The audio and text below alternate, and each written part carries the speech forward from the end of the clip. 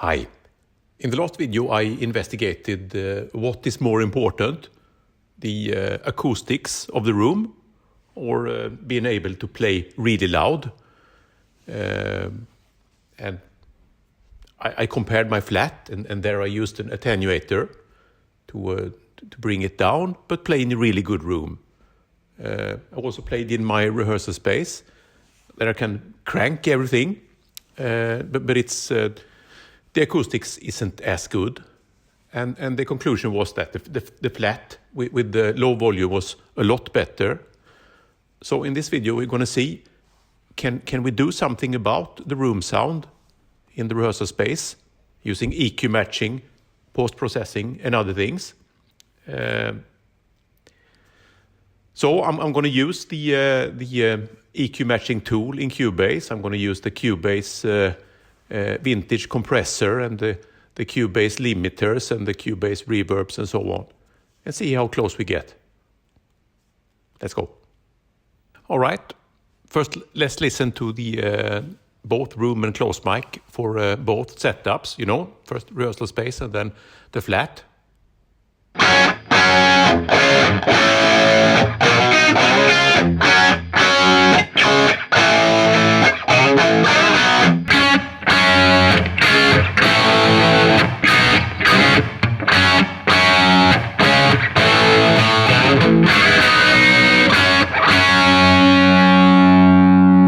Well, I think I really like the flat better. Let's listen to the room sounds now.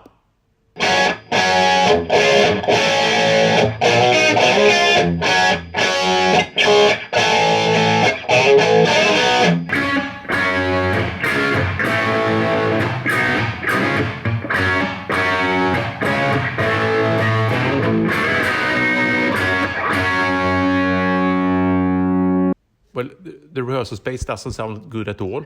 There is some resonant frequency in the room that really needs to be brought down. So I'm going to use the Cubase EQ matching. You kind of record the frequency distribution for one room, and then you kind of take the average of that, and then you record it for another room. And then you kind of match them, so you calculate the EQ that will transform the bad room into the good room. So let's listen to that.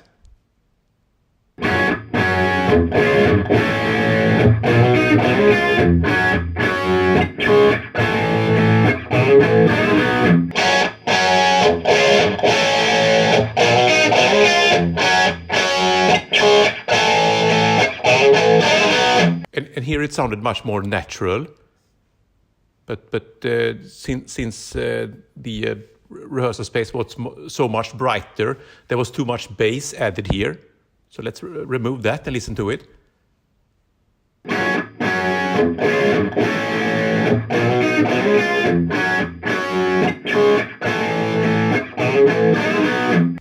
All right, now it actually starts to sound good, I think.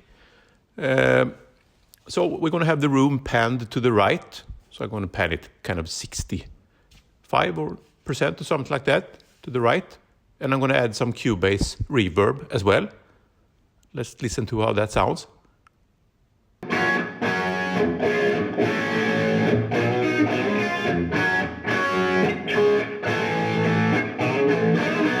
All right, now let's bring in the close mic. I like the close mic even before in the rehearsal space. Not as good as in the flat, but it was good enough.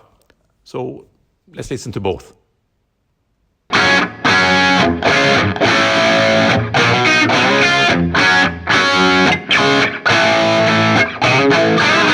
Oh, that's a really good sound. I think that's as good as the total sound you got out of the flat. So EQ and post-processing seems kind of promising here, I think. Then I'm actually going to add some reverb to the room, and the room is panned. I forgot to tell you that earlier. The room is panned about 30% left or something like that. So we're adding reverb to that, so it's going to kind of pop out here and pop out there to kind of give you a feeling of a big room. So let's listen to that.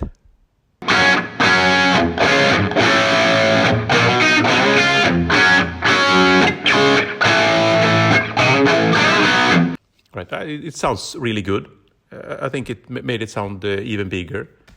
Now, one last thing you can do here, and this depends on how much compression is added earlier in the chain. But sometimes you can add a master compressor over things and make it sound even bigger. But sometimes it's just going to get flatter. But let's listen to it.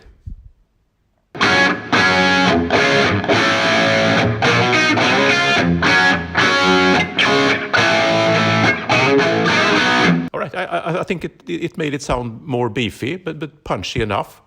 So I like that. Now let's listen to it compared to the total sound of the flat.